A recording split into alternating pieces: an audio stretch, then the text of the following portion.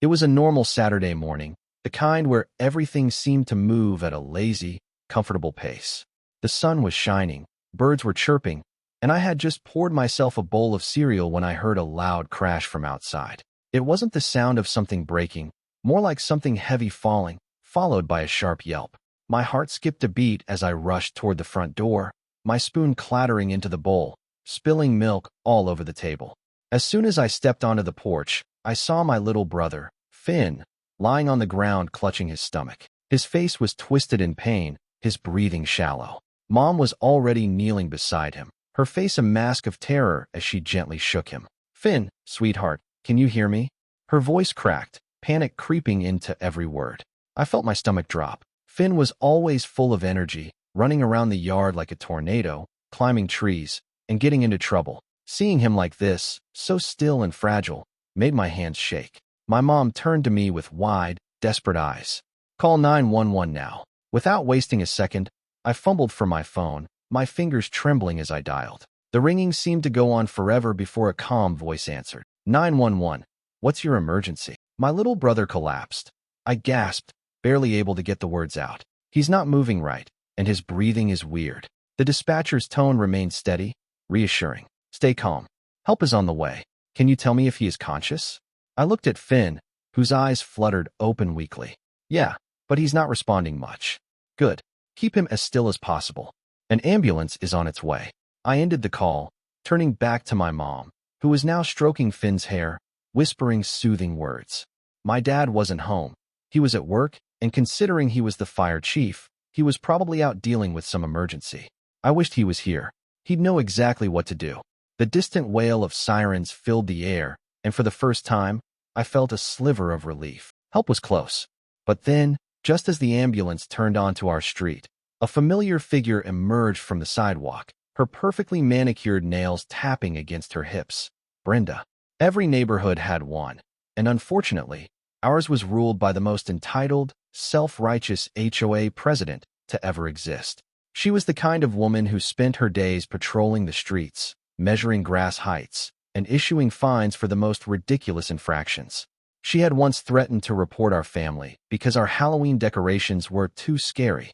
She stepped right into the street, directly in front of the ambulance, raising one hand as if she were a traffic officer. The driver honked, but she didn't move. Instead, she spun on her heel and stormed toward me. "What do you think you're doing?" she snapped, her voice laced with the usual condescension.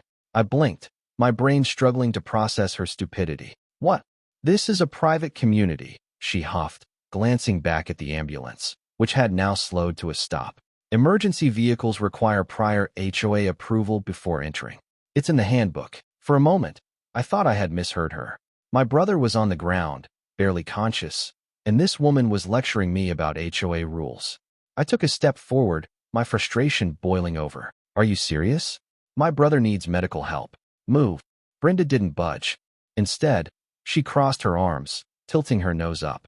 "Rules exist for a reason. If we allow emergency vehicles to come and go as they please, it sets a bad precedent. I mean, what if people start faking emergencies just to avoid HOA regulations?"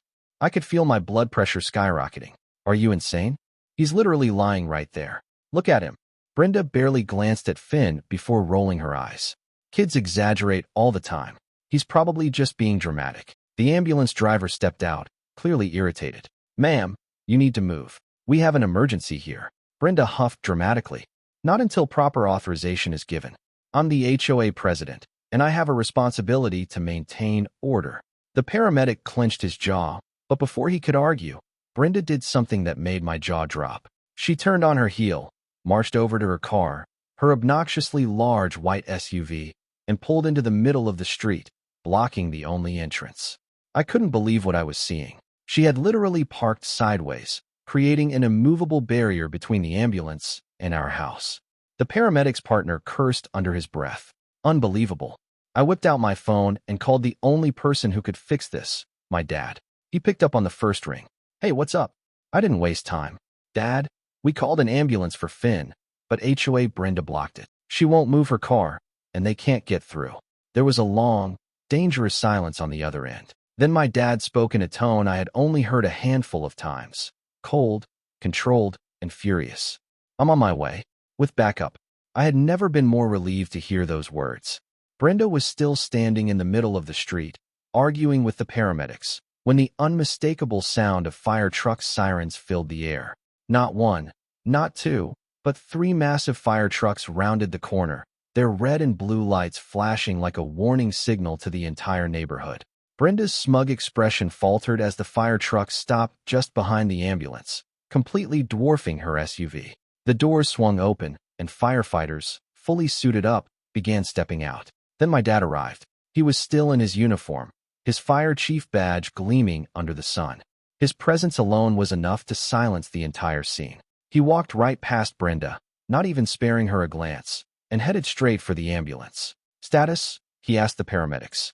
The lead EMT nodded toward Finn. "Still breathing, but we need to get to him fast." My dad turned, his face a mask of pure authority. "Move her car. Now." One of the firefighters didn't hesitate.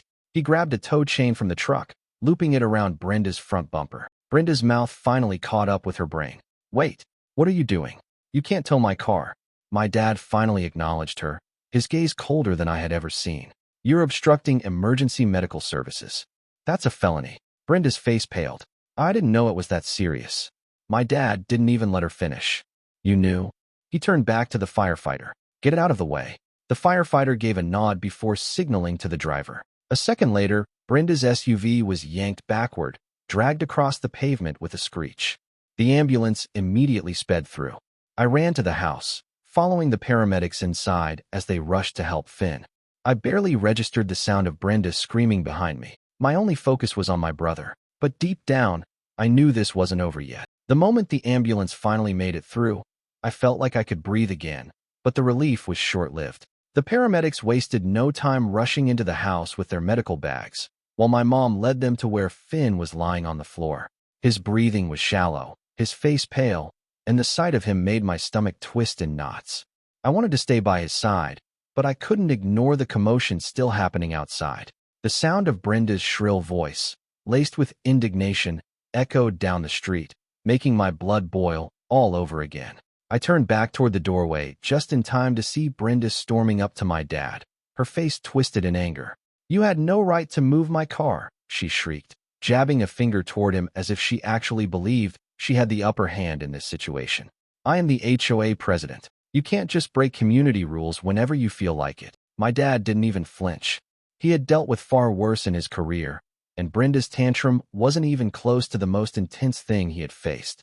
He simply crossed his arms, his eyes locked on her with an expression of sheer authority. "A child's life was at stake," he said, his voice steady but carrying an unmistakable edge. "You obstructed emergency medical services. That's not just against some ridiculous HOA rulebook. That's a crime." Brenda's face twitched, but she refused to back down. "I was just following regulations. This is a private neighborhood, and emergency vehicles need prior approval before entering. We can't just have sirens blaring at all hours of the day.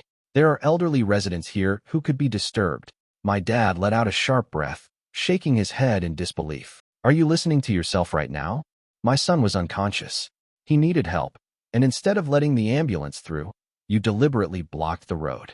He took a step closer, his presence towering over her. "You knew exactly what you were doing." Brenda's bravado wavered for a second, but she quickly composed herself, straightening her shoulders. "I didn't know it was an actual emergency," she snapped. "Kids exaggerate all the time. He was probably just dehydrated or pretending to be sick to get attention." My fists clenched at her words. I wanted to scream at her, to tell her how wrong she was, but my dad beat me to it. "You had no way of knowing that, and even if it wasn't serious, that's not your call to make." His voice was like ice now, controlled but deadly. "You delayed medical treatment. Do you understand how dangerous that is? If Finn had stopped breathing while you were arguing about HOA policies, his life would have been on your hands." For the first time, Brenda looked genuinely uneasy, but she still clung to her arrogance like a lifeline. "Well, the ambulance got through in the end, didn't it? No harm done." I felt my anger spike to a whole new level. No harm done. Was she serious? My little brother had been lying there, struggling to breathe, while she played traffic cop for no reason. If things had gone differently, if the delay had been longer, we could have lost him. And she was acting like it was some minor inconvenience. like someone had parked in the wrong spot at the grocery store. My dad didn't say anything for a moment. He just studied Brenda, his expression unreadable. Then he pulled out his radio. "Dispatch, this is Chief Miller," he said, his voice carrying that same calm authority he used at work. "I need an officer at my location. We have an individual who obstructed emergency medical services." Brenda's eyes widened in panic. "Wait, you're calling the police?" she screeched, taking a step back. "That's not necessary. This is all a big misunderstanding. My dad didn't even look at her. You made your choices, Brenda. Now you'll face the consequences." Her face turned bright red, and for a second, I thought she was about to throw another tantrum. But she must have realized that she was in real trouble now. She turned on her heel and marched toward her SUV, muttering under her breath, probably planning to drive off before the police arrived. But my dad wasn't about to let that happen. "Don't you even think about leaving," he said sharply. "You're staying right here until the officers arrive." Brenda stopped dead in her tracks, her back stiffening. She turned slowly, forcing a smile that looked more like a grimace. "There's no need for that. I'm sure we can work this out like civilized adults. No need to involve the authorities." My dad raised an eyebrow. "You weren't interested in being civilized 5 minutes ago." Before Brenda could respond, the distant wail of a police siren made her freeze. She glanced toward the road, her mouth slightly open, as a squad car turned onto our street. Her entire demeanor shifted from smug confidence to nervous desperation. She must have realized that she had officially lost control of the situation. The police car pulled up beside the fire truck, and a uniformed officer stepped out. He was tall, broad-shouldered, and carried himself with the kind of presence that made it clear he wasn't here to play games. "What's going on here?" he asked, looking between my dad and Brenda. My dad gestured toward her. "This woman deliberately blocked an ambulance from reaching my son, despite being told multiple times that there was a medical emergency." The officer's eyes narrowed as he turned his attention to Brenda. "Is that true?" Brenda let out a high-pitched, nervous laugh. "That's a gross exaggeration. I was just enforcing HOA regulations. It was a simple misunderstanding." The officer didn't look amused. "You physically obstructed an emergency vehicle. That's not a misunderstanding. That's a serious offense." Brenda's hands fluttered as she tried to come up with an excuse. "But I didn't know it was that urgent. I thought." The officer cut her off. "You were informed that there was a medical emergency, and you still refused to move your vehicle." Brenda's mouth opened and closed, but no words came out. She must have realized there was no talking her way out of this. The officer sighed, pulling out his notepad. "I'm going to need to see your ID." Brenda hesitated for a split second before reaching into her purse, her fingers trembling slightly. She handed over her license, and the officer examined it before jotting something down. "You understand that obstructing emergency services is a criminal offense, correct?" Brenda's face had gone completely pale. "But I didn't mean any harm. That's not how the law works." The officer tucked his notepad away. "You'll be receiving a citation for obstruction, and given the circumstances, you may be facing further charges." Brenda let out a strangled noise that was somewhere between a gasp and a whimper. "This is ridiculous. I was just doing my job as HOA president." The officer didn't look impressed. "Your job doesn't include breaking the law." At that moment, my mom stepped outside, her face still worried but her eyes burning with anger when she saw Brenda. "Is Finn okay?" I asked quickly. She nodded. "The paramedics are stabilizing him. He's going to be okay." Relief flooded my chest, but it was short-lived as Brenda took another step toward us. "You see? He's fine. No harm done," she tried to argue. My mom turned on her so fast that Brenda actually flinched.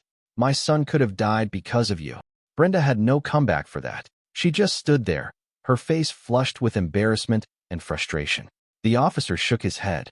"I suggest you take this as a lesson. The law comes before HOA rules." As Brenda stood there, speechless for once in her life, I couldn't help but think that this was far from over. She wasn't the type to back down quietly, and something told me she wasn't done making trouble just yet. As Brenda stood there fuming, it was clear she was processing everything that had just happened.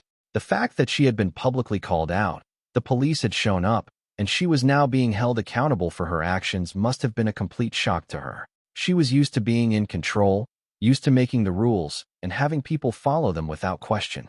But now, for the first time, she was realizing that her power as the HOA president didn't extend as far as she had convinced herself it did. The officer was still standing in front of her, waiting for some kind of response, but Brenda just huffed and crossed her arms, her lips pressed into a thin line.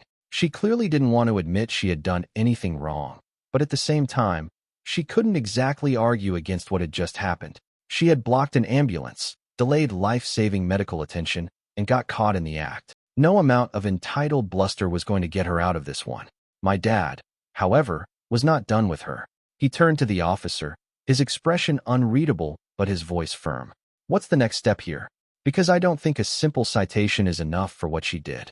The officer nodded, flipping through his notepad. "Obstruction of emergency services is a serious matter. We'll be filing a full report, and she may be required to appear in court. Depending on the circumstances, the judge may decide if additional charges are warranted." Brenda let out an exasperated scoff. "Court? Oh, come on. This is ridiculous. I was just doing my job." My dad didn't even look at her as he responded. "Your job isn't above the law." Brenda's face turned red again, her fingers twitching at her sides. She was clearly trying to hold herself back from saying something even worse, but she just couldn't help herself. "You're making such a big deal out of this.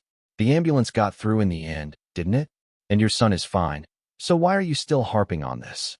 I couldn't believe she had the nerve to say that. The pure audacity of it made my blood boil, but my dad remained eerily calm. He turned his full attention to Brenda, his eyes narrowing slightly. "You just don't get it, do you?" His voice was quieter now, but it carried a weight that made even Brenda hesitate for a moment. What if Finn hadn't been fine? What if that delay had cost him his life? Would you still be standing here telling me it wasn't a big deal? Brenda opened her mouth, then closed it again, unable to come up with a response. My dad shook his head. "The fact that you don't see how serious this is, that you still think you were justified in what you did, is exactly why you need to be held accountable." The officer gave Brenda a final look before pulling out a citation form and writing down her information. "You'll be receiving a summons for this. I suggest you prepare yourself." Brenda snatched the paper from his hand, glaring at all of us as if we were the ones who had done something wrong. "This is an outrage," she muttered under her breath before stomping back toward her house. Her attempt at a dramatic exit was slightly ruined by the fact that her SUV was still parked at an awkward angle after being dragged out of the way. She muttered something unintelligible, yanked the door open, and slammed it shut behind her. As soon as she was gone, I let out a breath I hadn't realized I had been holding. The entire neighborhood had come out to watch by this point, people standing on their lawns or peering out their windows. Some of them looked shocked, while others looked downright pleased. Brenda had been terrorizing this community for years, and it was obvious that more than a few people were enjoying the sight of her finally getting what she deserved. The officer turned back to my dad. "We'll process the paperwork and let you know if any further action is needed. If you or your family want to press charges, you have every right to." My dad nodded, but his focus was still on the house where my mom was standing in the doorway, looking worried. "Right now, my only concern is my son." The officer gave a respectful nod. "Understood. If you need anything, don't hesitate to reach out." With that, he headed back to his patrol car and drove off, leaving behind a neighborhood that was now buzzing with murmurs and whispers about what had just gone down. I followed my dad inside, where the paramedics were finishing up their assessment of Finn. He was sitting up now, looking a little groggy but far more alert than he had been before. My mom was hovering beside him, her hands still trembling slightly. The lead paramedic turned to us and gave a reassuring nod. "He's stable now, but we recommend bringing him to the hospital just to be safe. He could have had a serious drop in blood sugar, dehydration, or something else that needs monitoring." My mom nodded immediately. "Of course, we'll take him right away." Finn looked up at us with a small, tired smile. "I feel better," he murmured, but there was still a hint of exhaustion in his voice. My dad crouched beside him, placing a steady hand on his shoulder. "You scared us, kid." Finn's smile wobbled slightly. "Sorry." My mom smoothed back his hair, her face softening. "Nothing to be sorry for, sweetheart. We just want you to be okay." I exhaled deeply, the last of my tension finally melting away. Finn was going to be okay. That was all that mattered. As we helped him up and prepared to head to the hospital, I couldn't shake the feeling that this wasn't over. Brenda had just been publicly humiliated, and people like her didn't take that kind of thing lightly. She was the kind of person who held grudges, who schemed and plotted to get revenge on anyone who crossed her. And after today, we had definitely crossed her in a way she wouldn't forget.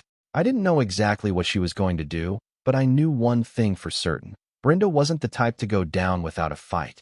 And if she thought this was over, she was dead wrong. As we drove to the hospital, I glanced back at our house one last time, and for a brief moment, I saw the blinds in Brenda's window twitch. She was watching us, just like I had expected. I didn't know what her next move was going to be, but I was sure of one thing. She was planning something, and whatever it was, it wouldn't be good. The ride to the hospital was tense, even though the immediate danger had passed. My mom sat in the back seat with Finn, keeping a protective arm around him as he dozed off. His breathing had evened out, and some color had returned to his face, but the fear of what had happened still lingered in the air. My dad was focused on the road, his grip on the steering wheel just a little too tight, and I could tell he was still processing everything that had happened. I was too. The fact that Brenda had actually blocked an ambulance just to enforce some ridiculous HOA rule was still hard to believe. It wasn't just selfish, it was cruel. When we arrived at the hospital, the doctors ran a few more tests and confirmed that Finn had experienced a sudden drop in blood sugar combined with dehydration, likely caused by the unusually hot weather. They gave him fluids, monitored him for a few hours, and assured us that he would be just fine. My mom let out a breath of relief, and I could see the tension in my dad's shoulders loosen slightly. Knowing Finn was okay made everything feel a little less overwhelming. By the time we got home, the sun was starting to set, casting a golden glow over the neighborhood. The moment we pulled into the driveway, I spotted Brenda standing in her yard, talking animatedly to another neighbor. Her arms were crossed, and from the way her mouth was moving, it was clear she was still fuming about what had happened earlier. The second she noticed us, she turned her nose up and stalked back into her house, slamming the door shut behind her. I wasn't surprised. Brenda had taken a major hit to her ego today, and there was no way she was going to let it go. She had spent years lording over this neighborhood, treating the HOA rules like they were her personal commandments, and now she had been put in her place in front of everyone. But something told me she wasn't done yet. She wasn't the type to accept defeat gracefully. That suspicion was confirmed the next morning when my dad received an official HOA violation notice in the mail. The paper was printed on the usual, overly formal HOA letterhead, and the accusation written in bold letters made my jaw drop. According to the letter, my dad had violated community safety regulations by allowing unauthorized emergency vehicles into the neighborhood without proper approval. The letter stated that this infraction would result in a hefty fine, and if not paid within 7 days, further action would be taken. My dad stared at the letter for a long moment before letting out a low chuckle, one that carried no amusement. My mom took the paper from him and read it herself, her lips pressing together tightly. "She really has the nerve to do this," she muttered, shaking her head. I grabbed the letter, my hands practically shaking with frustration as I skimmed through the ridiculous accusations. Is she serious? We literally had a medical emergency. Does she think the HOA can just override common sense and the law? My dad exhaled slowly, rubbing a hand over his face before setting the letter down on the kitchen table. She's doing this 'cause she's embarrassed. She lost, and now she's trying to find any way she can to get back at us. My mom crossed her arms, anger flashing in her eyes. Well, she's not going to win. My dad nodded, his expression unreadable. No, she's not. That afternoon, my dad drove straight to the HOA office, which was conveniently located inside the community center. The office was a small, stuffy room with outdated furniture and an overwhelming scent of cheap air freshener. The HOA board members were already there, sitting around a table, and Brenda was right in the middle of them, looking smug. The moment she saw my dad walk in, her smirk grew even wider. "Ah, Chief Miller," she said, her voice dripping with faux politeness. "I assume you're here about the violation notice?" My dad didn't even blink. "I'm here to inform you that I won't be paying a single cent of that fine."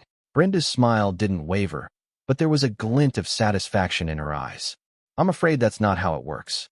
The HOA has rules, and those rules must be followed." My dad stepped closer to the table, planting both hands on the surface as he leaned in slightly. "Let me make something very clear to you. What happened yesterday was an emergency. My son needed medical attention. You deliberately blocked an ambulance, and now you're trying to punish me for making sure my child got the help he needed." Brenda let out a fake laugh. "Oh, come on now. No one's trying to punish you. We're simply enforcing the rules fairly." Another HOA member, a man named Mr. Ellis, cleared his throat uncomfortably. "Chief Miller, perhaps we can discuss this civilly." My dad's gaze never left Brenda. "You want civil? Fine. Let's talk about the actual law. What Brenda did yesterday was illegal. She obstructed emergency medical services. I have witnesses, I have footage, and I have the police report. If you push this any further, I'll take it to the county, and I guarantee that the legal system won't care about your so-called HOA regulations." Brenda's expression faltered for the first time, her confidence wavering. The other board members exchanged uneasy glances. They had all seen what had happened yesterday. They knew that Brenda had gone too far, and now that my dad was calling her bluff, they were realizing that siding with her wasn't going to end well. Mr. Ellis cleared his throat again, shifting in his chair. "Perhaps we should review this matter more carefully before making any final decisions." Brenda shot him a sharp look, but he ignored her. Another board member, a woman named Mrs. Patel, nodded. "Yes, I agree. This seems like a unique situation, and I don't think it would be fair to issue a fine under these circumstances." Brenda's face turned red. "You can't be serious."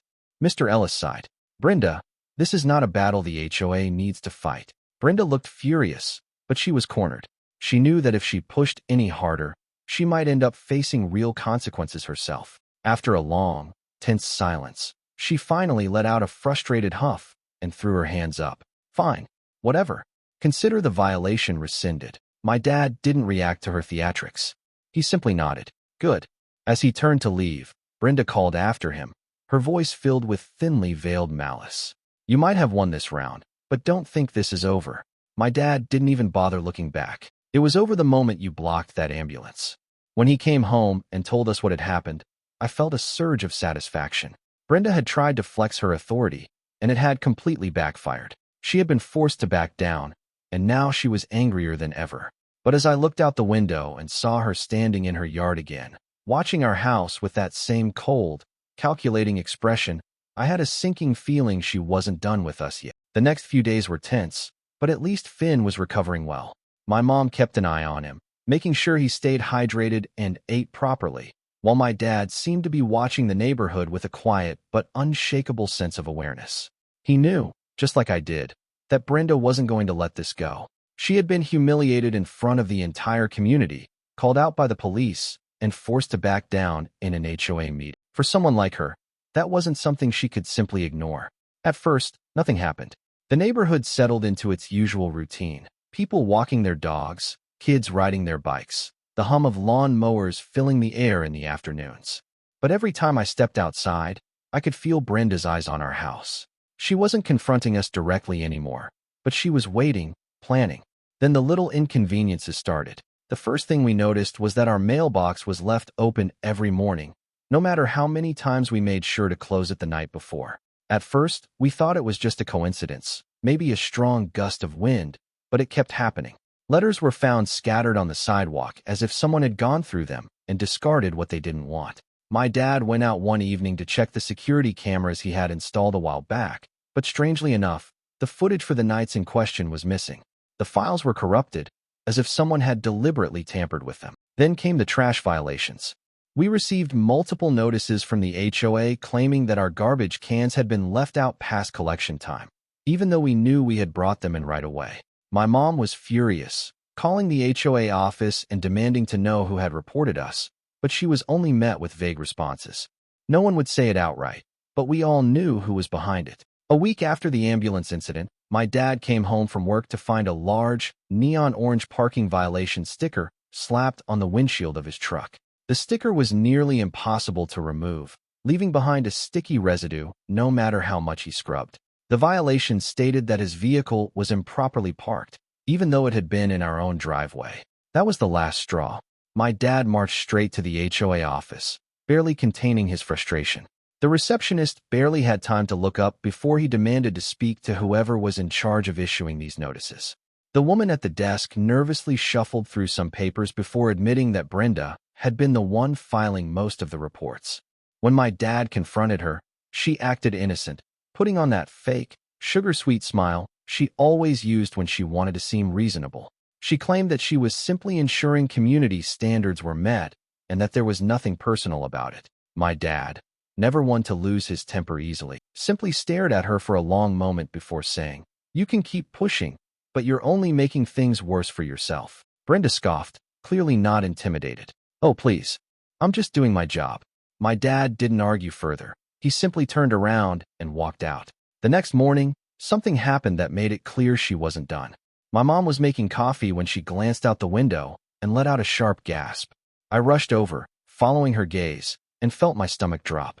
Our front yard had been vandalized. Someone had dumped bags of trash all over the lawn, and spray painted across the driveway in large, messy letters were the words, "Rule Breakers." The paint was bright red, dripping down like something out of a horror movie. My dad stepped outside, his jaw clenched so tightly I thought he might crack a tooth. He didn't say anything at first, just surveyed the damage with an unsettling calm. Then, without a word, he pulled out his phone and made a call. Within an hour, 2 police cars were parked in front of our house, officers taking photos and asking questions. Brenda, of course, stepped out of her house, acting as if she had just noticed what had happened. She put on her best concerned expression and walked over. "Oh my, what a terrible thing to happen," she said, shaking her head. "I can't believe some people would do this." My dad turned to face her, his expression unreadable. "Do you know anything about it?" Brenda gasped, putting a hand over her chest in exaggerated shock. "Me? Oh, heavens no. I would never condone such behavior. But, you know, Chief Miller, actions have consequences. Sometimes people in the neighborhood don't appreciate when others ignore the rules." That was it. That was the moment I saw my dad's patience snap. He stepped forward, closing the distance between them, his voice calm, but carrying an unmistakable authority. "Listen to me carefully, Brenda. You are walking a very fine line. I know exactly what you're doing. You think that by harassing my family, by making our lives difficult, you'll somehow win back control. But you've made a mistake." Brenda's smirk wavered for a second, but she quickly recovered. "I have no idea what you're talking about." My dad didn't blink. "You targeted my son. You blocked an ambulance. You delayed life-saving treatment. And now you're escalating. But here is what you don't seem to understand." He leaned in just slightly. "I have connections. I have resources. I know the law better than you ever will. And if you keep pushing, you're going to find yourself in a legal battle you cannot win." Brenda tried to laugh, but it sounded forced. "Are you threatening me?" My dad tilted his head slightly. "No, I'm warning you." The officers stepped in then, making it clear that they were taking this seriously. One of them looked at Brenda and asked if she had security footage from the previous night, since her house had cameras pointed toward our property. She hesitated just a little too long before responding. "Oh, I don't think they were working last night." That was all the confirmation anyone needed. One of the officers took out a notepad. "Well, we'll be conducting a full investigation. If we find evidence of harassment or vandalism, the responsible party will face charges." Brenda swallowed hard, suddenly looking less smug. "Of course. Let me know if I can help in any way." The officers didn't seem convinced. After they left, my dad started cleaning up the mess. My mom, still furious, muttered under her breath about how Brenda needed to be removed from the HOA entirely. I agreed. It was clear she wasn't going to stop unless she was forced to. That evening, the neighborhood gossip spread like wildfire. The entire community was talking about how our house had been vandalized and, more importantly, how the police were now involved. And while Brenda still acted like she was untouchable, I could see the cracks forming in her confidence. People were watching her now. She wasn't the unquestioned ruler of the neighborhood anymore. Later that night, as I lay in bed staring at the ceiling, I had a feeling that this was the beginning of the end for Brenda. She had finally overplayed her hand, and now it was only a matter of time before everything she had built came crashing down around her. And I couldn't wait to see it happen. The tension finally reached its boiling point on a brisk autumn evening when the neighborhood gathered in the community park for what was supposed to be a friendly annual gathering. The air was thick with anticipation, however, as whispers of revenge and retribution circled around like restless crows. That day, Brenda had planned one last dramatic move, a final bid to reassert her authority over the community and, more importantly, to settle the score with my family once and for all. As dusk settled, the golden light gave way to shadows that danced ominously along the streets, mirroring the turbulent emotions that stirred within every resident who had witnessed her previous transgressions. It was as if the setting sun itself was signaling the end of an era of petty rules and entitled behavior.